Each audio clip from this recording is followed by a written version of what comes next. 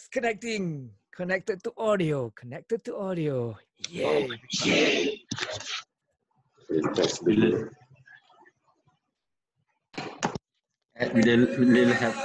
Little help from my kids. Oh, wow bang, so good to see you. Lawa yang good bang. Yes, thanks. So ini apa tu COVID-nya look. bukan center of Kuala Lumpur Yeah, so how you been doing? Alright okay? bang, alright, Okay. alright. Very good bang. Okay. Saya tadi punyalah nak hafal opening line saya. Tengok abang habis semua line hilang. Apa tu sound okay? Sound okay, perfect. Abang dengar saya clear? Aku dengar okay. Alright. Okay. Alright. Okay. Abang dekat Semenyih abang cakap tadi? Abang ada di Semenyih and writing. Yeah. Abang cakap? In a way, I pretend to be. Fake it till you make it. And ended up habis satu filem siap. No. Aku tahu aku seorang pembikin filem kerana aku dapati membuat filem ni sukar. Macam mana tu bang? Wah, aku dapati membuat filem ni bukan perkara yang senang, bukan perkara yang mudah. Pasal tu aku tahu aku pembikin filem ni dia memerlukan banyak pemikiran dan pengumadan dari segi banyak aspek. Dia bukan macam pergi shopping mall bukan. Ataupun bukan seperti nak pergi bilik air. Dia lebih dari tu.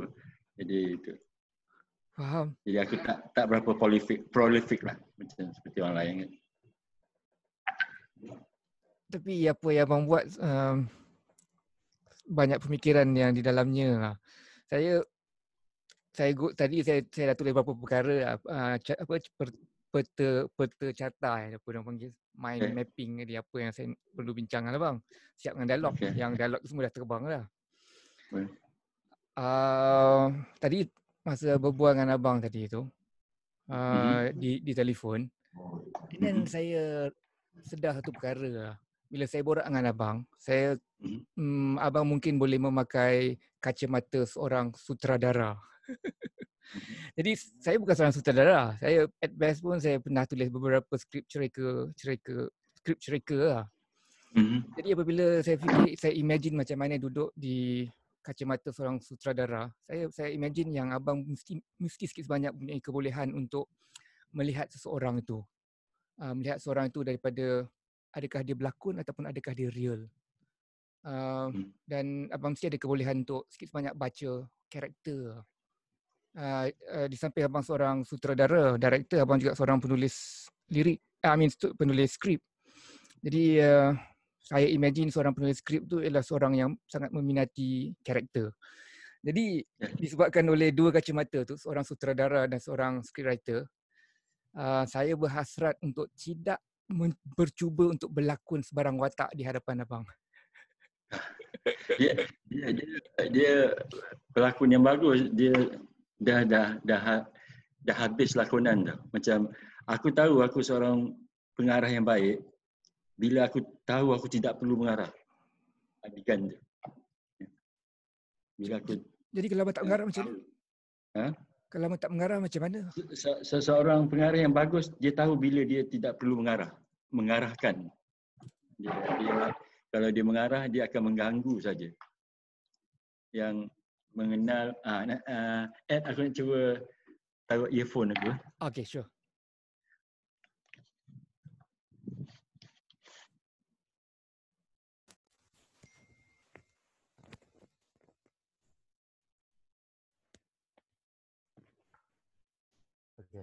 Okay, boleh dengar? Dia punya audio level dah drop. Tadi audio level dia lebih better. Tak dengar, dia. Tak apa, tak payah. Boleh dengar? Ini boleh dengar ya? Macam ni okey. Macam ni lah macam ni. Ya. Aku ni ludat tu.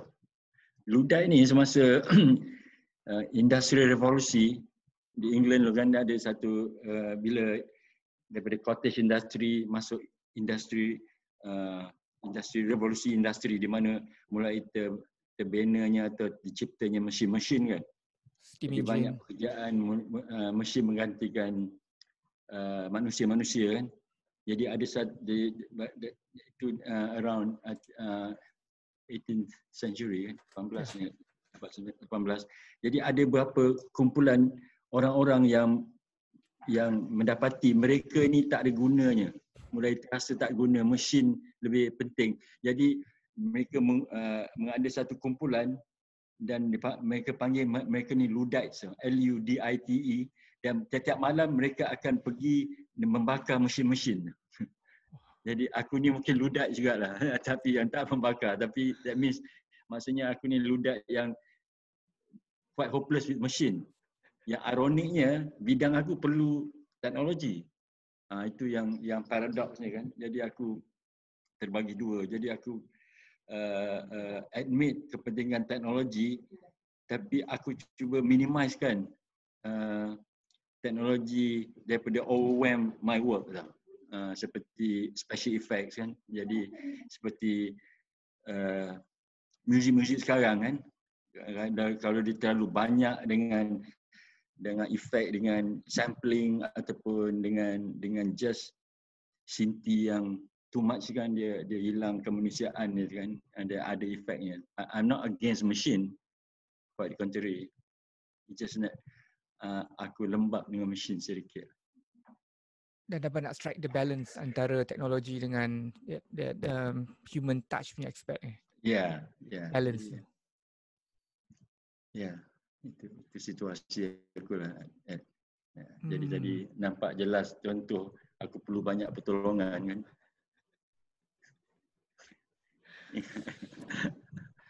Kemungkinan itu yang diperlukan oleh seorang pengarah kot. Dia mesti specialize dalam satu perkara, dia tak boleh terlalu banyak bukan jack of all trades. Saya ingat dalam muzik pun sama. Wah, itu lagi membuktikan pekerjaan seorang pengarah itu bersandar kepada kepakaran orang lain. Bidang aku adalah bidang yang kolaboratif. Dia tak boleh wujud sendiri kan. Dan a good pengarah seperti juga dia seorang konduktor muzik tu. Maksudnya macam aku kan pengarah dikelilingi oleh pakar-pakar di mana kameraman aku seharusnya lebih bagus mengerjakan kamera tu pada aku kan. Seharusnya. Pelakon seharus lebih pandai berlakon pada aku kan. Sebab dia pelakon kan, dia kameraman. Dia writer, script writer, dia seharusnya lebih bagus menulis daripada aku. Because aku pengarah, dia penulis. Dia buat sound, semua. Jadi perkara ni semua dia ni aku dikerumuni oleh orang-orang yang bagus dalam bakat dalam bidang mereka ada dan lebih bagus daripada aku dalam bidang mereka kan. Jadi itu semua terbaik dari aku kan. Tapi yang menariknya tanpa aku tak ada filem. Walaupun dia orang terbagus dalam bidang dia, tanpa aku je tak ada filem. Contohnya konduktor muzik lah. Violinist tu lebih bagus main violin daripada konduktor tu.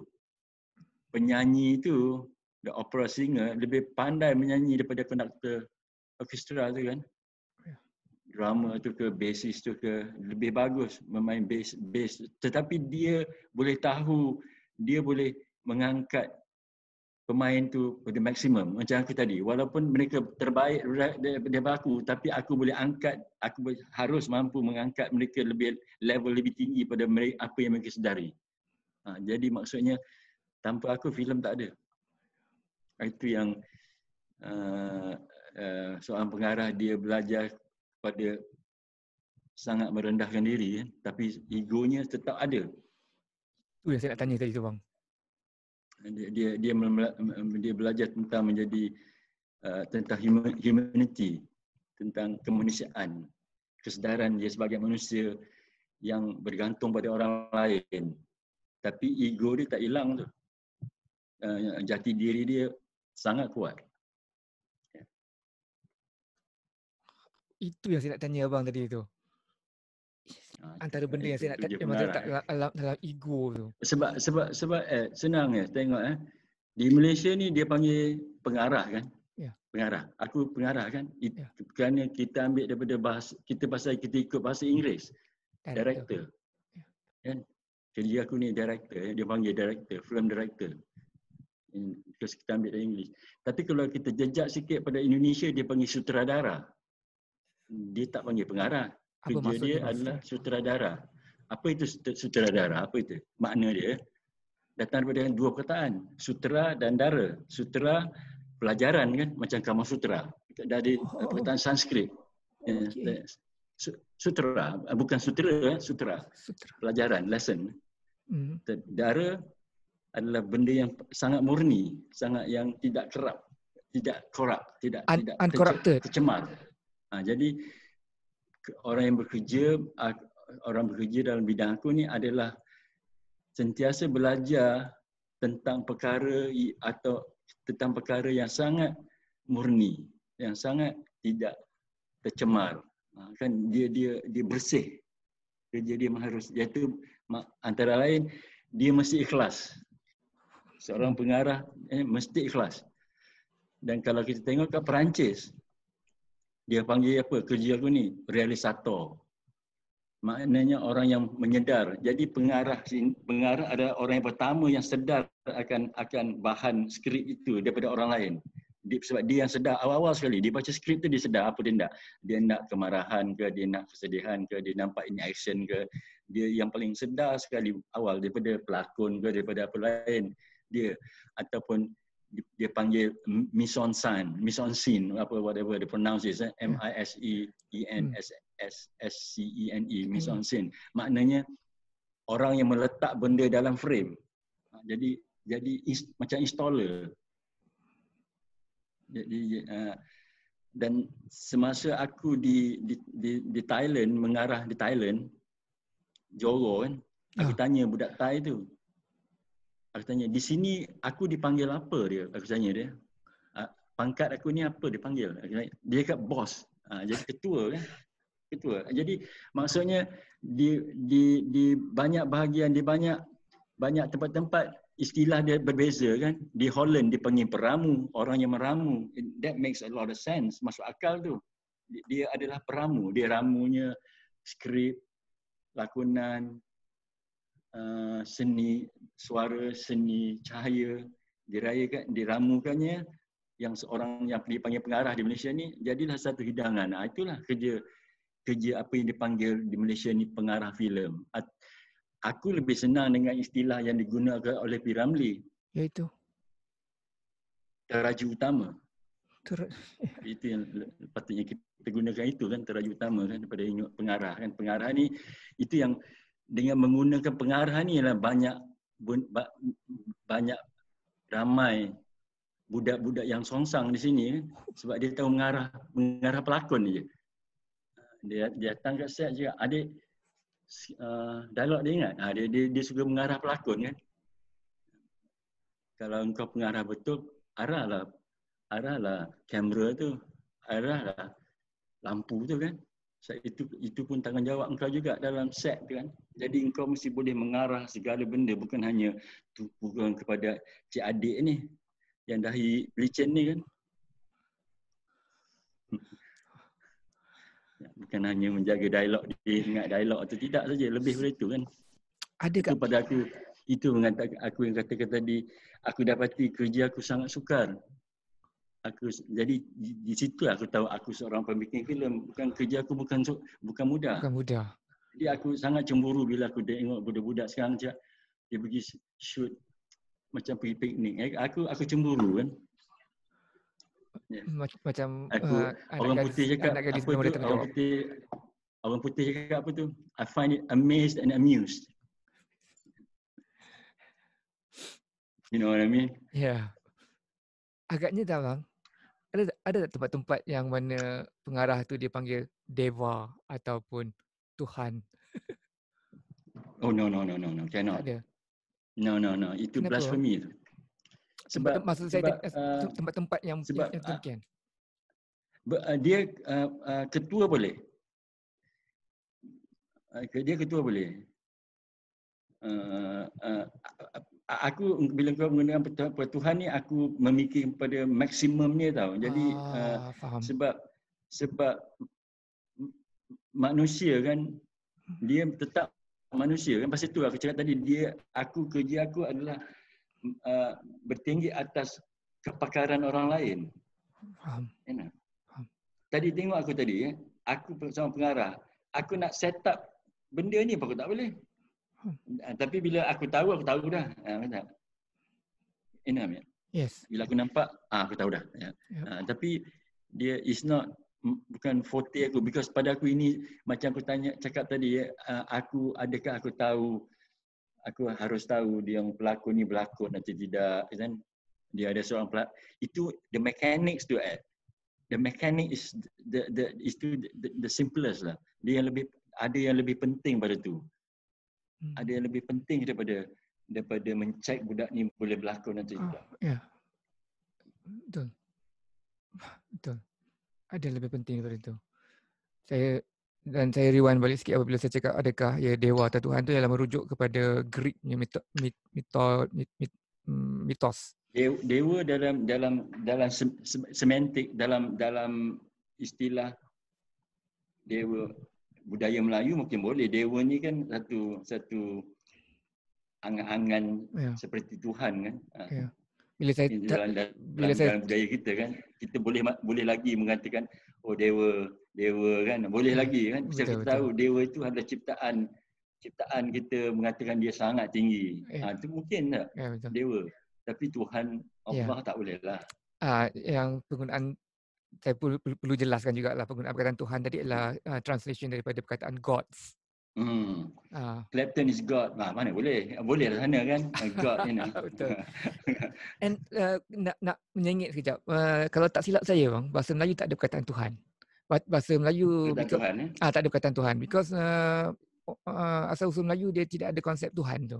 Dia ada konsep bunian, animisme, semangat-semangat, roh-roh, benda-benda yang gaib macam tu. Tapi dia tak ada konsep Tuhan. Apabila ada Islam, Rob ataupun Allah telah wujud. Tapi perkataan Tuhan tu ialah, kalau tak silap saya, dia adalah salah ejaan daripada ejaan Bible yang ditulis oleh Dutch. Apabila H dia wujud kan, Tuan, my Lord, Tuanku. Okay. So jadi perkataan Tuhan datang daripada perkataan apa? Perkataan Tuhan datang daripada perkataan Tuan, my Lord. Tuan. Yes, my Lord. Menarik. Oh Lord thy right. in heaven. Oh Tuan. Sure. Jadi Tuan, Tuan yang berada di syurga dalam Bible tu. Dan Tuhan tu kerana ejaan Dutch kalau tak salah saya, ataupun Spanish, dia ada H. Sama ada kita yang ternampak H ataupun dia tertokok H. Ya, saya rasa antara tu dua. Jadi Tuhan tu telah bertukar kepada Tuhan yang dan kemudiannya dia punya etimologi dia tu Tuhan tu lebih tinggi daripada Tuan. Ya. Itu menarik. Rob. Tuhan pertama kali dia introduce diri kita memang sebagai Rob kan. Ya. So jadi untuk menjelaskan kepada siapa-siapa yang mungkin tersalah tafsir apa saya punya perkataan tadi itu ialah kerana translation demi translation. Yang tak di tempat-tempat tertentu Tuhan sutradara atau terajuk utama itu mungkin diistilahkan sebagai demikian rupa. Elok itu bagi terajuk utama lah kan. Saya kena ghostan sikit bang. Perkataan ghostan tu pun kita dah satu bastardization daripada mana? Ghostan. Inggeris ghostan ya. Balik kan. Tapi interesting lah bang. Macam bahasa Melayu, sebab bahasa Melayu adalah bahasa lingua franca tu. By definition, bahasa lingua franca ni adalah satu bahasa yang menyedut istilah-istilah bahasa lain. Di mana bahasa Melayu kan bahasa diambil daripada Sanskrit, daripada Tamil, daripada Arab, daripada Inggeris kan. Jadi dia pasal tu dia dia harus kaya. Lepas tu English kaya pasal dia English basically Germanic word. Germanic language kan. Dia datang daripada Latin, Greek, German, all these things. Jadi lepas tu dia kaya. Dia yang menariknya bahasa Inggeris yang cerdiknya dia buat seperti bahasa Arab, dia ada pokok dia, roots dia tu. Ya, jadi kita boleh tahu dari mana datangnya. Jadi bahasa Melayu tak ada tu kan. Ya. Bila cakap pasal bahasa Melayu dan kemelayuan ni bang, saya nak lari sikit pada peta fikiran asal saya. Abang you spend some time juga di US ataupun UK kalau tak silap saya. Ya, di US. Di US. Dan abang balik sini kelihatan kemelayuan abang lebih terselah abang. Dan saya dapati orang yang bertinggal di luar negara, dia tiba-tiba dia punya kemelayuan terselah, dan saya cuba memahami psikologi ini. Dan apabila saya tengok Perempuan Isteri dan Jalang, saya malah nak guna perkataan dot tu bang. Dia banyak silibus. Perempuan Isteri dan Jalang saya rasa kalau boleh saya guna perkataan tu lah. Dia nak diskredit Jalang kan, seolah-olah tidak ada Jalang kan. Dan dia tak sedar yang kalau isteri itu tidak ada kejalangan diranjang, ia sangat membosankan kan. Ini yang saya nak cakap dengan abang ni. Banyak benda saya nak borak dengan abang ni bang. Okay, saya nak pergi ke situ juga nanti. Dan bila abang buat cerita Perempuan Isteri dan Jalang tu, abang punya scene awal-awal tu perkahwinan, dialog-dialog yang ada. Tadi suruh kencing tak nak kencing. Dia very Melayu lah. Dia, I mean, betul lah tu. Dia very Melayu. Bahasa Inggeris dia mungkin very mundane. Very mundane kan. Oh yeah. Dia kelihatan mundane kan. Kita tak perasan kita menonton sesuatu kan. Yeah. Dan itu aku cuba ingatkan diri aku bila menulis, di mana aku lihat penulis yang ada di sini kan, bukan maknanya aku lebih bagus kan, tapi aku sedari yang mereka tidak ada telinga, mereka tidak dengar bagaimana orang bercakap. Jadi kerana filem aku selalunya pergi ke realisma, jadi aku cuba tangkap bagaimana orang itu kononnya dan kutip bercakap, tapi tidak hilang dramatiknya. Ataupun kalau ada puitis yang tidak puitis yang tidak mengada-ngada. Ya. Dia punya poetry dia tidak mengada-ngada, subtle kat situ tak diada-adakan. Tak dibikin-bikin. Tak dibuat-buat. Tak di-manufactured. Seperti feeling dalam filem kita, banyak filem-filem aku tengok, feeling tu dibikin-bikin. Itu semua persoalan bagi aku tu. Ya. Dari peribadi bila berkarya kan. Becomes very kena ada kan. Kita pernah borak bang, dua orang. Dan saya pernah cakap, M. Nasir cakap bahawa orang Melayu tak ada subtlety bang. Dan abang reply. Abang cakap ada. Tapi it must be obviously subtle. Well, that's the problem with subtlety. Ini bukan aku yang cakap, ini Billy Wilder cakap. The problem with subtlety, it must be obvious. Kalau tak, dia hilang kan. Jadi dia ada selalunya very garis halus yang memisah benda ni kan, daripada mengada dengan kecanggihan. Dia ada beza kan. Dia ada tu. Tak, dia mengada je, nak tunjuk terror dia saja. Faham. Jadi itu yang membezakan yang bagus dengan mediocre, di mana kecanggihan itu dan ini yang paling suka dalam berkreatif, yang paling tinggi is that sophistication tu. Itu yang membezakan daripada yang sangat bagus dan mediocre saja. Dia cerita ada. Sebab cerita dalam dunia ni ada 7 saja menurut Aristotle. The rest is variation saja. Jadi yang menunjukkan yang dia sangat bagus, that sophistication tu, kecanggihan tu, itu yang sangat sukar, itu yang paling payah. Sebab segala tidak ada perkara dalam dunia ni original. Dia datang dari benda lain.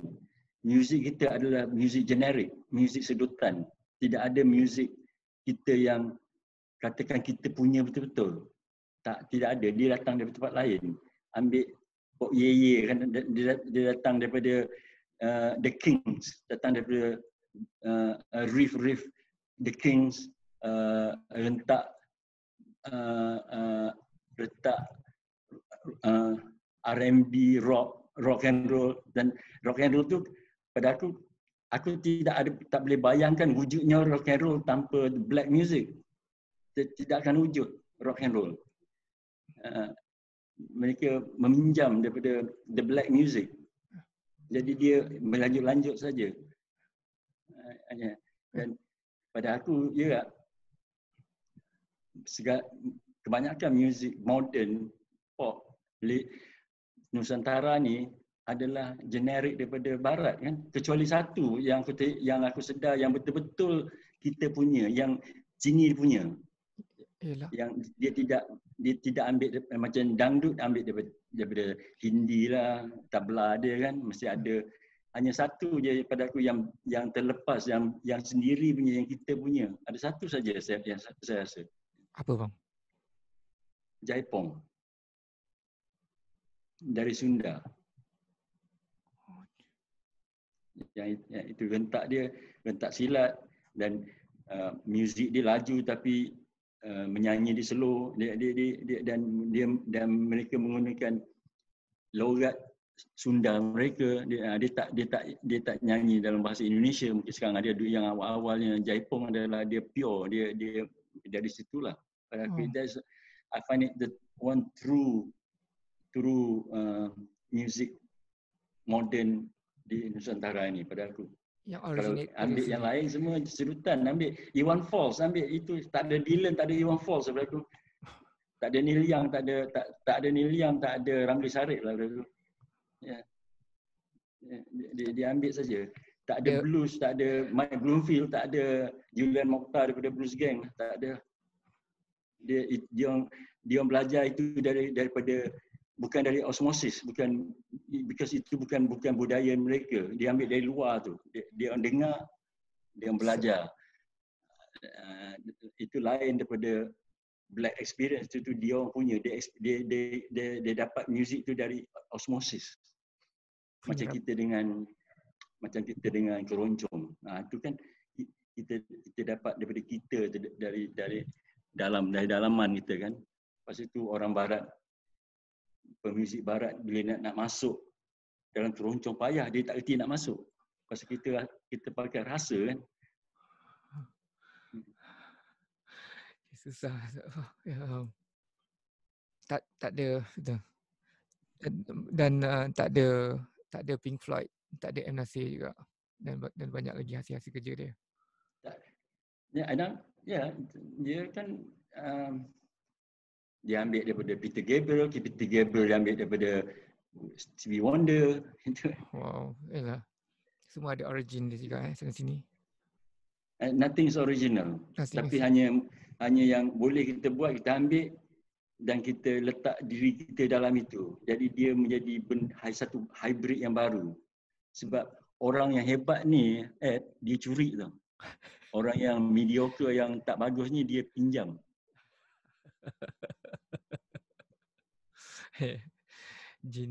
Orang hebat dia curi. Genius steal. What was it? Itu maksud aku macam ni. Kalau kau hebat, kau curi, ini okey tak ni? Kau boleh dengar ke tak? Boleh dengar, boleh. Putus-putus. Tak, okey. Saya dengar clear. Sebab terletaknya kehebatan orang yang hebat ni bila mencuri, bila dia curi, dia terpaksa sorok. Dia sorok benda dicuri tu. Jadi benda barulah keluar. Tapi orang pinjam ni nampak kami pinjam situ senang. Orang malas kan. Itu pada aku orang yang hebat dicuri. Orang yang Pinjam. suam ni dia pinjam ni. Betul. Dia ambil, dia pinjam. Jadi ya. Jarang akan ada original. Semua mesti ada blueprint dia out of somewhere. Tak ada original. Yeah. Tak ada. There's nothing original. Tidak ada tak ada benda original dalam dunia ni. Tidak ada. Ambil Picasso-nya work lah. Datang dari Rembrandt, all over the place lah. Yeah. Tapi sampai dengan tangan dia, jadi benda baru. Sebab dia very creative. Yeah. Dia punya sisa-sisa tu dia dah nyorok tempat lain dah. Orang tak tahu asal-usul dia sorok dah. Dia sorok. Orang cakap, original lah. Mana boleh original? Atas sebab itu bang, saya curious. Manakah asalnya Perempuan Isteri dan Jalang tu? Banyak. Lokal. Aku curi. Daripada Seri Mersing. Dagang Pak Malau. Hujung tu kita balikkan saja. Satu aku ambil daripada Hussein Hanif punya Hang Jebat. Masa dia rempuh tu. Ya, betul. Ya. Yang dia tutup pintu tu Itu kan aku ambil tu dan kalau di barat aku yang ada satu filem Fellini yang aku dan Victoria De Sica yang aku suka kan, The Bicycle Thief, ujung tu aku ambil. Dan daripada filem Brazil aku ambil Pichote, filem Pichote yang berlari seorang tu. Ya, ada obscure film I think. Yeah. Saya punya memory tak boleh nak recall mana. Kerana dia tak pernah masuk dalam memory saya kot, Pichote tu. Pixote. Pichote. Okay. Apa yang mendorong abang untuk menulis benda tu dan mendirect benda tu bang?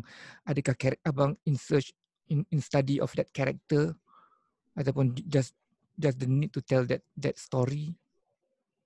Itu aku boleh jawab intellectually atau aku boleh jawab ikut rasa kan. Yeah. Tapi masalah rasa ni bukan kita punya kan. Jadi aku explain intellectually sikit lah. Although I hope it's not pretentious. Silakan bang. Aku sebagai pembikin filem, aku punya training dan aku punya orientasi, disiplin aku pembikin filem is a image maker. Jadi filem bermula dengan aku dengan satu image. Seperti penulis, dia akan bermula dengan satu ayat kan.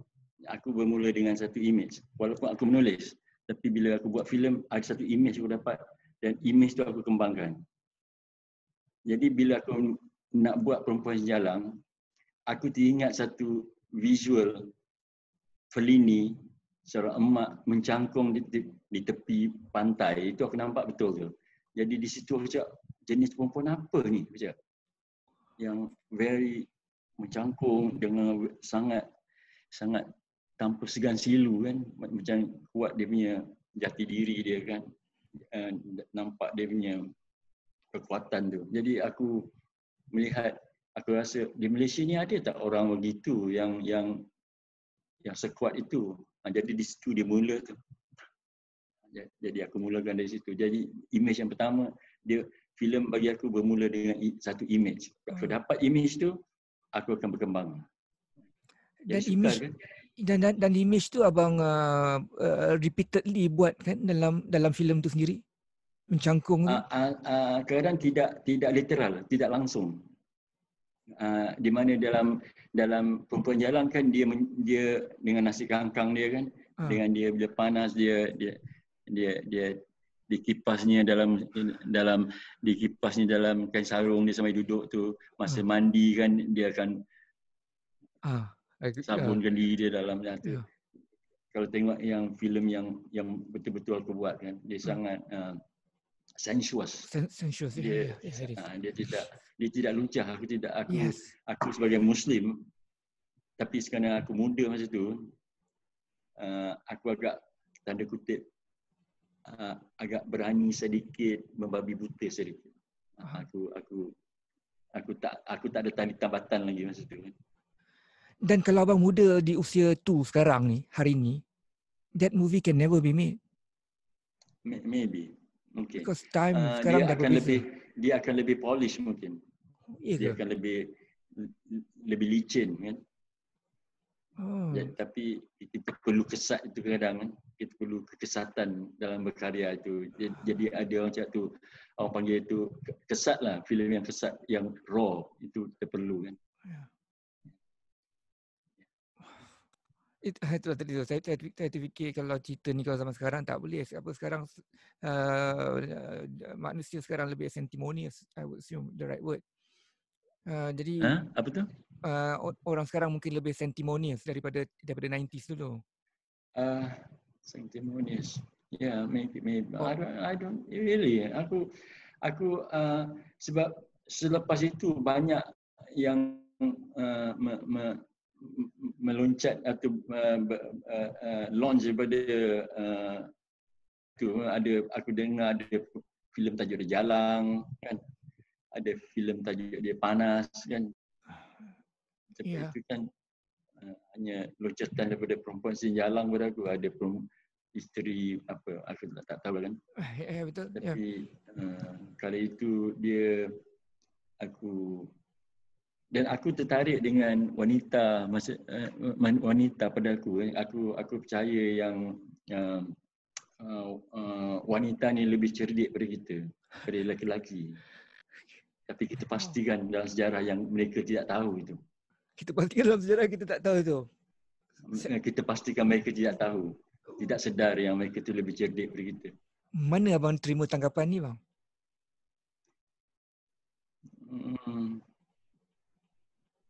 Mungkin dari guru pertama aku kot. Itu perempuan kan, mak bidan yang tarik aku tu, aku nampak dari mata dia. Kemudian aku keluar mata mak aku ke pandang. Lepas tu baru dia azan kat telinga aku kan. Ayah aku azan kat telinga aku, tapi sebelum tu aku pandang ke mata wanita kan. Dan baiklah kita jangan beritahu mereka akhirnya nanti ni. Akhirnya juga aku akan dikebumikan dengan berbinkan ibu aku juga kan. Betul. Yalah. Dan eloklah kita jangan beritahu mereka rahsia ni yang kita tak nak mereka tahu apa yang sepatutnya mereka tahu.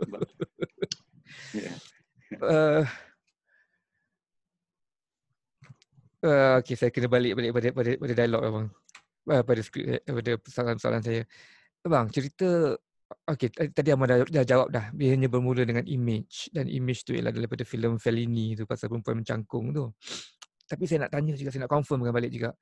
Sorry bang kalau saya pergi perempuan isteri dan jalang, abang mungkin dah boring dengan soalan tu ke? Tapi sangat usaha untuk saya tanya. Betul lah. Siapa suka bercerita tentang ex-girlfriend dia?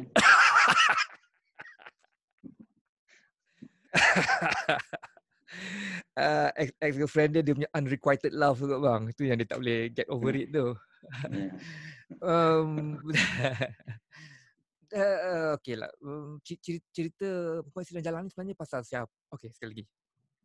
Cara bahasa kasarnya cerita ni pasal siapa? Pasal apa? Pasal siapa tu maksud saya. Ini cerita Amir ataupun cerita Leha sepatutnya bang? Menarik. Ya, okey. Ya.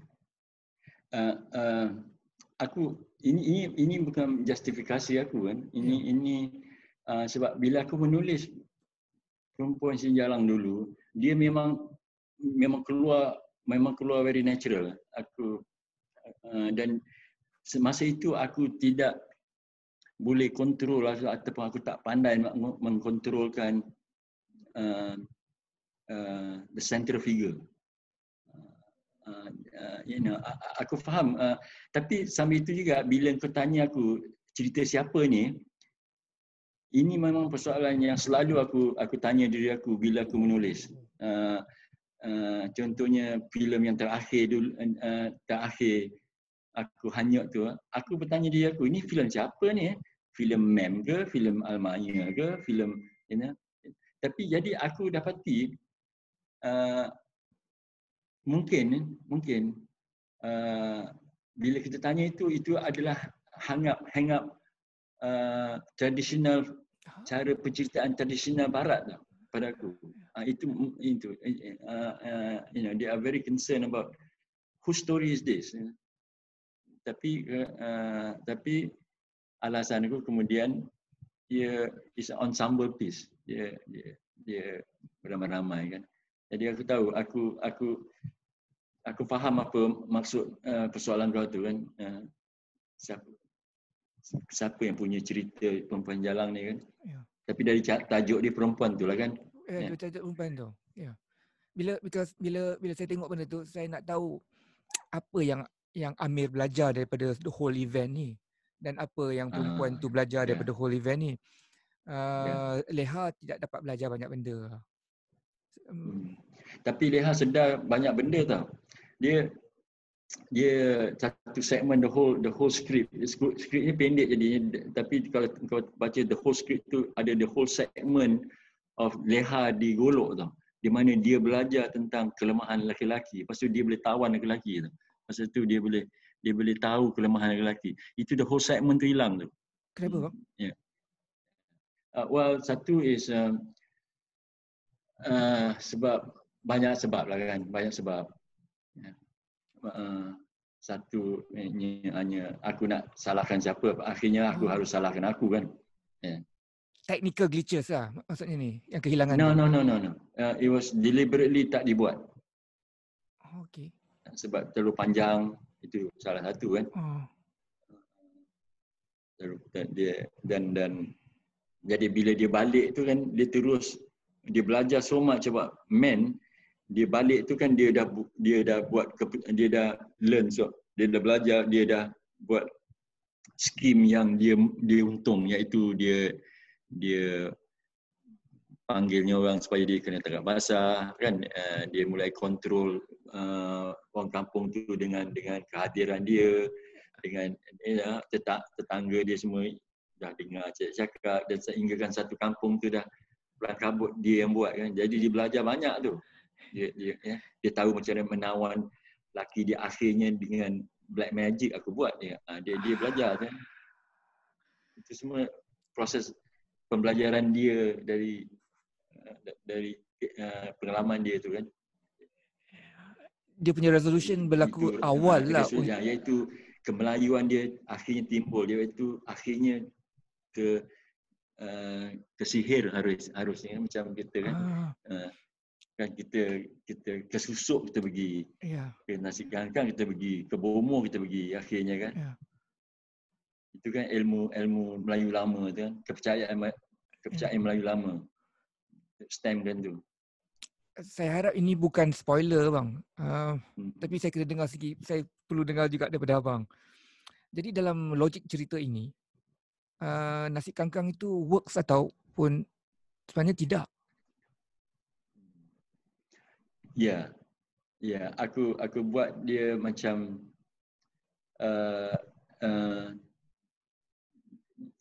lepas tu it happens. Tak tahu kerana itu ke kerana itu, tak tahu kita kan. It just happens. Memang abang design sikit sebanyak macam tu jadinya. Because dia berubah, apa lelaki tu Amir tu sikit sebanyak dia. Because benda yang jadi ni datang daripada informasi yang telah ada tu. Kalau tidak ada ilmu hujung takkan ada. Tanpa informasi yang ada, dia kata ilmu laduni itu takkan ada. Dia mesti ada informasi dah. Ilmu lain ni dia dah berkumpul dah. Jadi baru wujud ilmu yang terakhir tadi, ilmu keputusan tadi. Mesti ada. Dia tak boleh datang berkosong betul. Kecuali kau Rasul itu lain. I'm not talking about that. I'm talking about orang macam aku ni, layman, orang yang bawah ni, orang marhain, orang bawahan, orang yang tidak orang yang lebih jahil daripada yang berkopiah ni kan.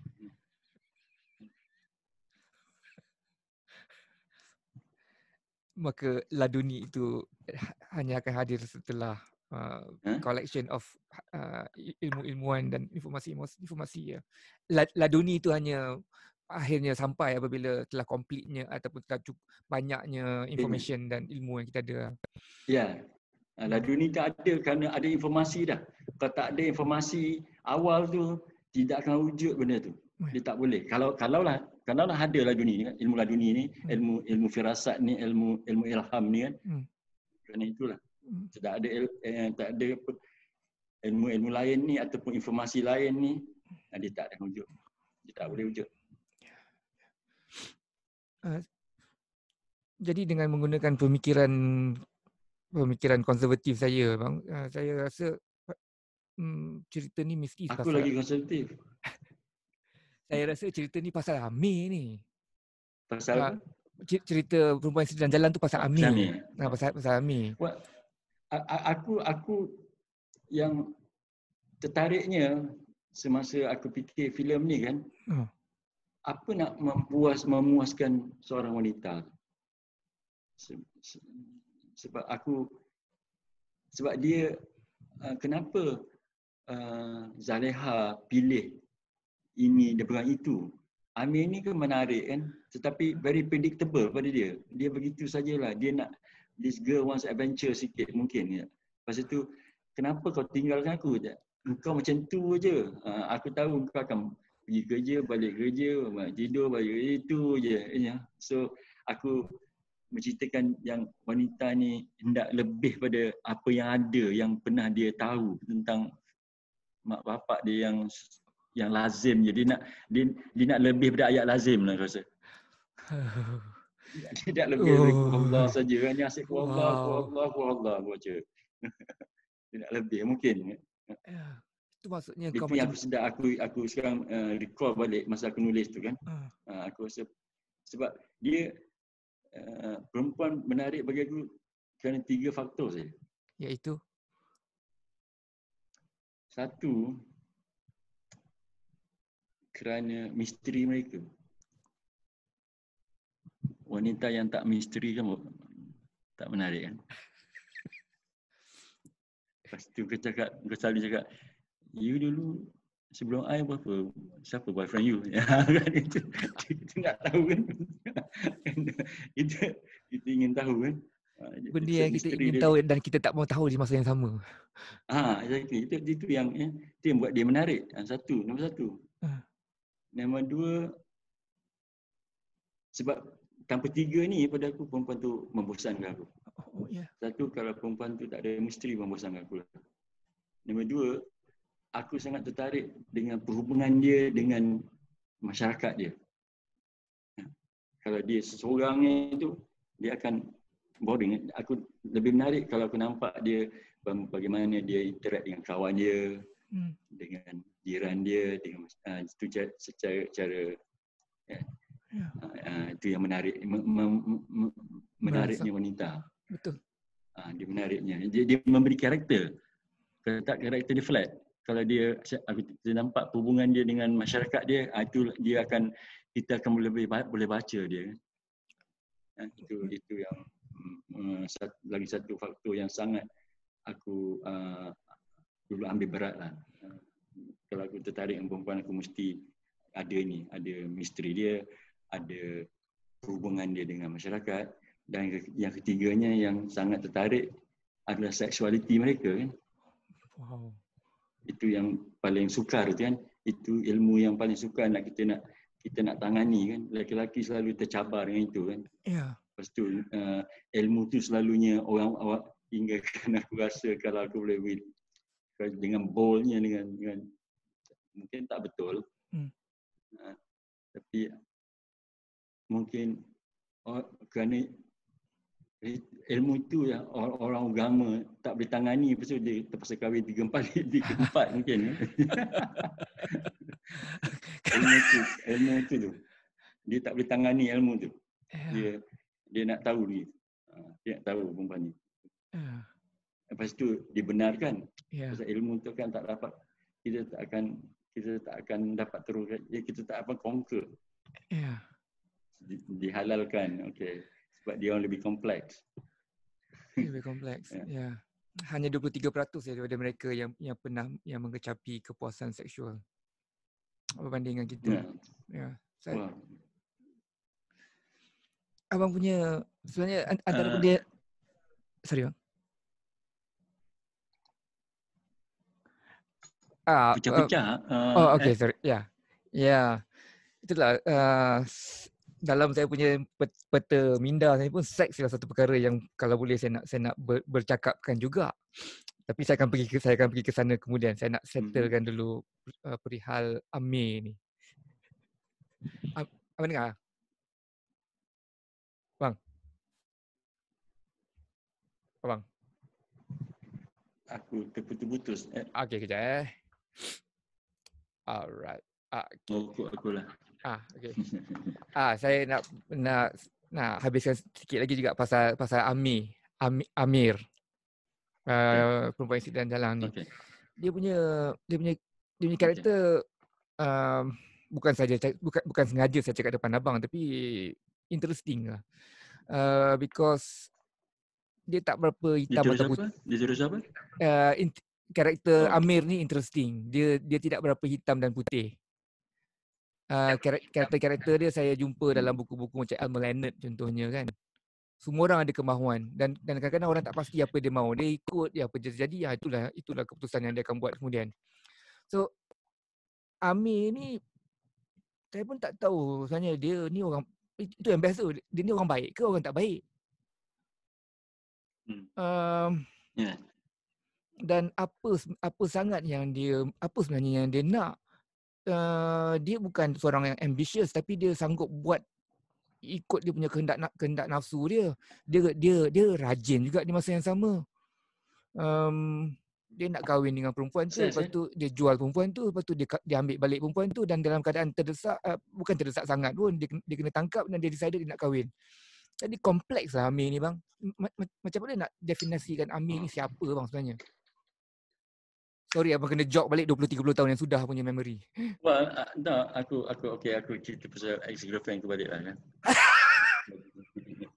Filem-filem aku gitu abang, kan. Ramai orang nak bang, ramai orang nak dia. Itu yang masalahnya tu. Okey, Amir telah dikecewakan oleh Zaleha di Golok kan. Kan dia nak ikut Jamaluddin Kadir kan. Ya. Dia kan. Jadi dia sangat marah. Jadi untuk menghukum Zaleha, dia jualnya Zaleha ni kepada Ong Peng Chai, pada tokey pelacur ni kan, dengan harga RM6 ya. RM6 lebih. Sebab masa tu aku baca dalam badan kita ni di mana tulang, tisu kalau dipecahkan pada kalsium, pada all the elements kalau ditimbang harganya hanya RM3 lebih saja semasa tu, masa aku baca buku tu tahun 70-an. Jadi aku doublekannya. Jadi dia menghina Zaleha sebenarnya, dia menghina perempuan ni. Jadi dijualnya sangat murah, dan dia akan cakap dia akan balik ambil, dia minta RM6 saja, kemudian dia akan tuntut balik dalam 6 bulan dia. Jadi dia sebenarnya menghukum Zaleha ni. Kan? Kerana he wants to damage her, dia nak merosakkan Zaleha ni. Sebab dia telah teraniaya. Dia rasa dia telah dianiaya oleh Zaleha dengan melari diri dengan Jamaluddin Kadir kan, di Golok.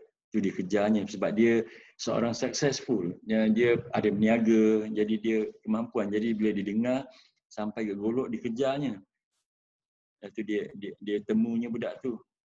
Dan budak tu Jamaluddin Kadir pengecut. Bila ketemu dia cakap, kau ambil lah kan. Dia tak ada pendirian kan. Dan jadi lelaki dalam filem ni semua macam lemah kan. Tak ada pendirian. Tapi Zaleha ada pendirian. dia ikutkan hati, dia ikutkan rasa cinta dia, lepas tu dia ikutnya Jamaluddin Qadir. Kalau dia nak senang saja dia kahwin dengan Amir kan. Jadi Zaliha lebih benar. Zaliha lebih benar pada diri dia. Dia ikut cinta di hati dia. Walaupun dia percaya pada Jamaluddin Qadir ni membawa dia ke golok kan. Tak apa kan berlaku, tak tahu. Jadi sebab perempuan selalunya lebih murni lagi. Yang merosakkan perempuan ni selalunya lelaki. Yang merosakkan adalah lelaki. Dia ikut hati, dia bercinta dengan masa dia nak kahwin, dia lari sebab dia cinta orang tu kan. Itu at least aku buat dia benar pada diri dia lah, Zaliha ni. Ya. Dan Zaliha ni aku ambil daripada Zulaika sebenarnya. Siapa tu bang? Wanita yang cintakan Nabi Yusuf. Pasal tu ada scene yang tarik baju tu. Sebab kalau dalam filem Nabi Yusuf, baju Nabi Yusuf yang kena tarik kan. Ya. Jadi aku terbalik saja. Lepas tu, tapi Zulaika aku namakan Zaliha sebab dia Zaliha ni lebih Melayu kan. Sebab semasa itu pada aku Zulaika tu lebih benar pada diri dia. Dia sanggup turun daripada anak raja kepada bawah kerana cinta dia pada Nabi Yusuf. Nabi Yusuf dah selamat, dia Nabi. Takut apa? Jadi pada aku perempuan ni lebih benar. Zulaika ni lebih benar pada diri dia. Dia buat pengorbanan, dia sampai dia buta menunggu Nabi Yusuf di tepi jalan kan. Nabi Yusuf, Nabi dia dah garanti, dah ada pasport kan. Pasal itu aku ambil itu. Jadi again masa itu aku ambil wanita ni lebih murni pada lelaki. Dia akan tercemar bila lelaki mengganggu mereka. Tapi bila dia rosak, dia boleh rosak lebih teruk daripada lelaki.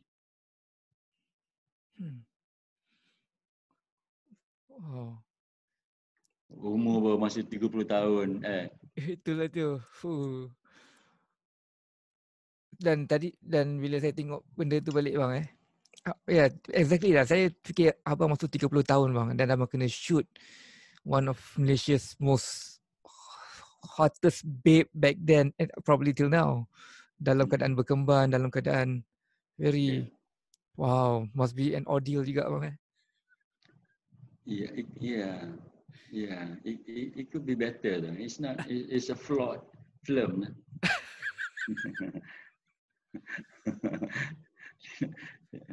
Aku tak pernah tengok filem tu.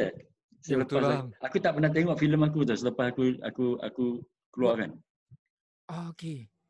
Kenapa bang? Jarang sangat, kecuali belum ditayangkan aku masuk dalam panggung, aku tengok gate dia, aku tengok gate dia, lepas tu aku tengok light semua okey, ratio dia okey, aku keluar lah.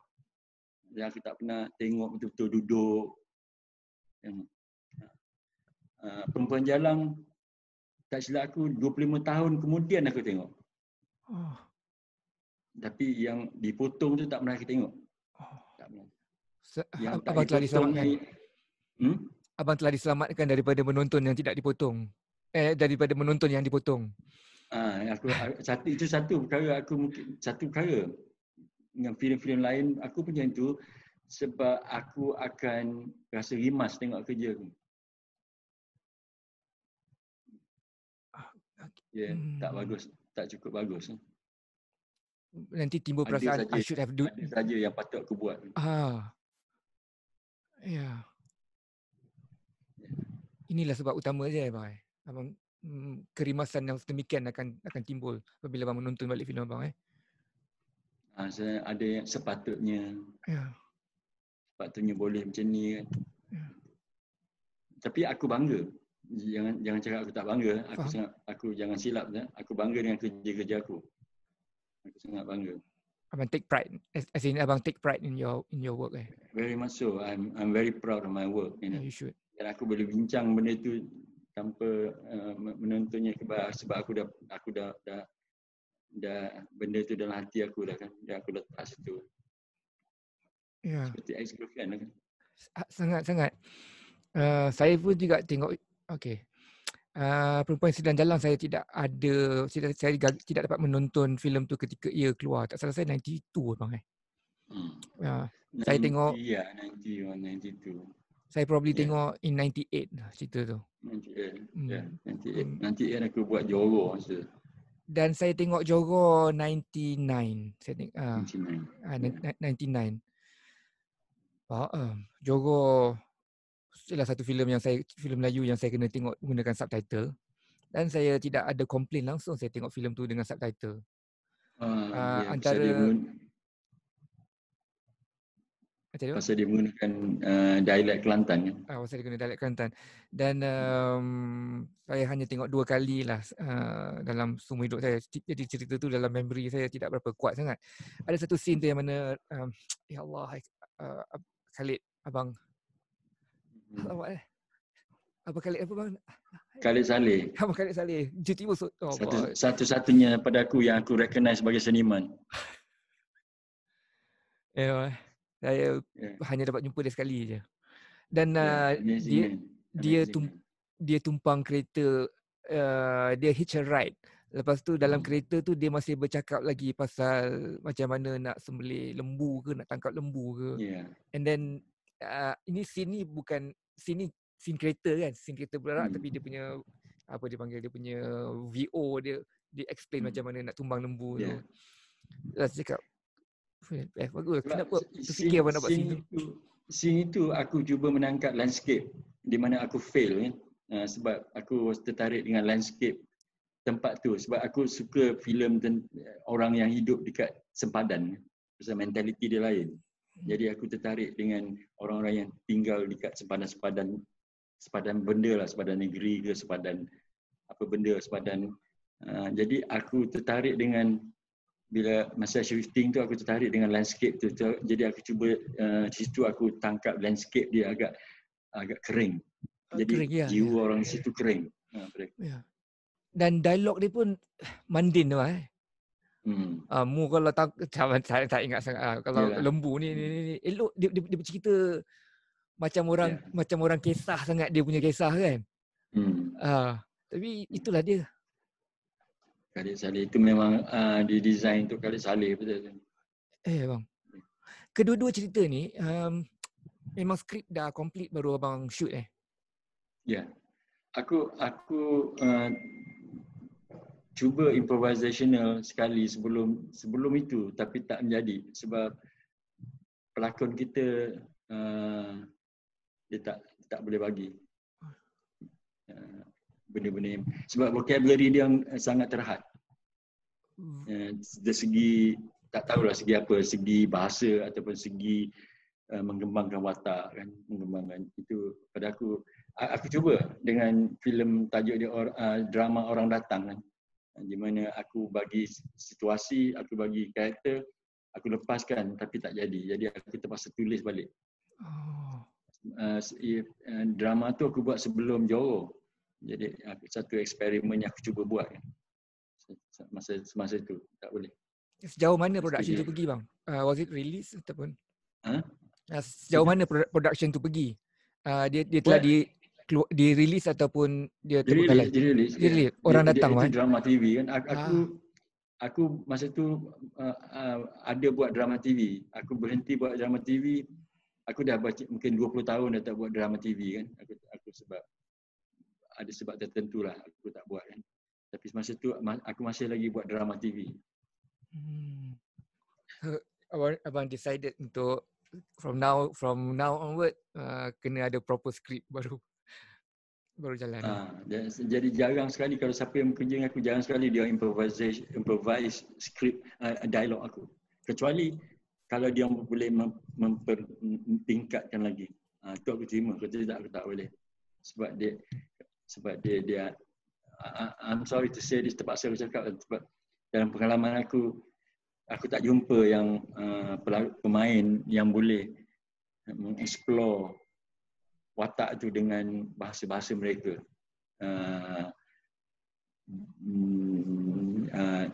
Tetapi terperangkap dengan diri mereka, in real life. Dan Dan abang tadi memberi sanjungan terhadap Khalid Saleh tadi itu. Abang menganggap dia seorang seniman. Adakah dia antara orang yang boleh ragu. Adakah dia orang yang boleh Dia tak pernah dia respect betul kerja aku. Dia tak pernah improvise. Dia tak pernah. Dia betul-betul respect aku sebagai penulis. Dan dia akan betul-betul lumus untuk menggali, mencari rasional ataupun nuansa ataupun mana pola-pola fikiran aku terletak oleh dialog ini. Itu salah satu aku tengok dari mereka yang bekerja aku seperti Khalid Saleh, seperti Sabri Yunus kan. Dia akan mencarinya. Dia tidak mencari jalan senang yang ini tak boleh, ini aku improvise lah. Sebenarnya mereka tak boleh deliver kan. Selalunya mereka not well prepared. Selalunya kalau mereka prepared, sebab skrip ni telah dibereskan semasa script reading. Harus dibetulkan semasa itu. Jadi di set tu hanya execute saja, hanya apa tu pungut saja. Walaupun aku percaya dengan apa tu laci-laci baru harus dibuka, tapi laci-laci tu harus aku tahu laci apa. Maksud aku surprises yang betul way out tak adalah. Aku tak ada. Ya. Aku I don't know. Ya, surprises itu hanya patut datang dalam ruang litup dia yang berkadar lah, bukan luar daripada. Aku bagi kebebasan tau. Ingat nak sekarang kan. Aku cakap tadi aku mengarah bila aku tahu aku bertambah bagus, bila aku tahu aku tak perlu mengarah. Aku duduk situ aku tengok sebab aku dah letak pagar dia dah. Engkau berpencaklah dalam pagar ni. Kau jangan melanggar pagar aku cukup. Aku dah set dah pagar tu. Jadi aku lepaskan dia akan berpencak dalam pagar tu lah. Dan dia tak boleh pergi keluar dari pagar tu. Itu aku dah pagarkan dah. Ya. Jadi aku tengok je lah. Tapi kalau aku cuba, kalau mereka dah okey, aku cuba menengah-negur, aku merosakkan saja. Jadi aku tak perlu mengarah kan. Aku tengok je. Itu arahannya sangat bagus lah. Bagus. Good. Yang itu. Ini sebab orang ramai kan, tak boleh. Ya. Jadi task utama pengarah yang bagus dia tahu bila dia tak perlu mengarah. Dia diam. Dia tengok, dia dengar, dia tengok, dia dengar. Dia tengok, dia dengar, dia belajar. Dia belajar.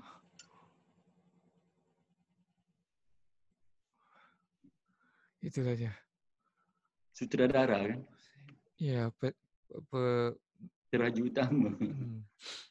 Pelajaran murni gitu ya. Wow. Saya tak boleh nak fully imagine lah. Saya tak pernah berada di kedudukan sebagai seorang teraju utama tadi tu. Jadi dia senangnya kat Malaysia ini I'm trying to be facetious ya. Nakal sikit Kalau anda boleh mengarah trafik di Malaysia, di KL ni, anda boleh jadi pengarah filem di KL ni. Pergi arah trafik lah. Kalau kau tak boleh arah trafik, tu tak boleh jadi bikin filem. Tak boleh mengarah filem lagi lah.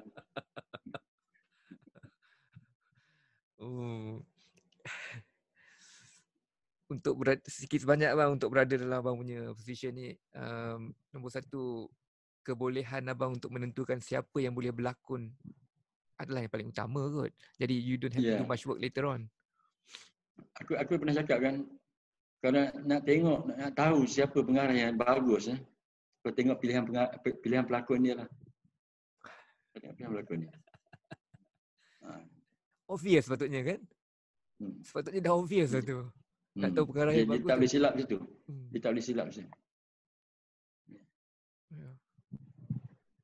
Lepas itu, aku cuba teliti tentang tu. Siapa nak kerja dengan aku kan. Aku memang pastikan ni. Tak boleh. Sebab kita bukan banyak buat filem kan. orang yang buat filem tiga filem setahun dia mati awal kan. Fassbinder mati gila. Aku salut betul lah siapa yang boleh buat 3 filem setahun ni. Aku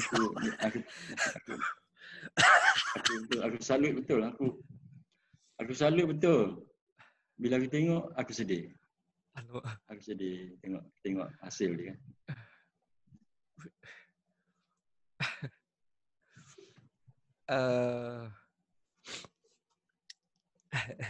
Hilang tangent saya tadi lah.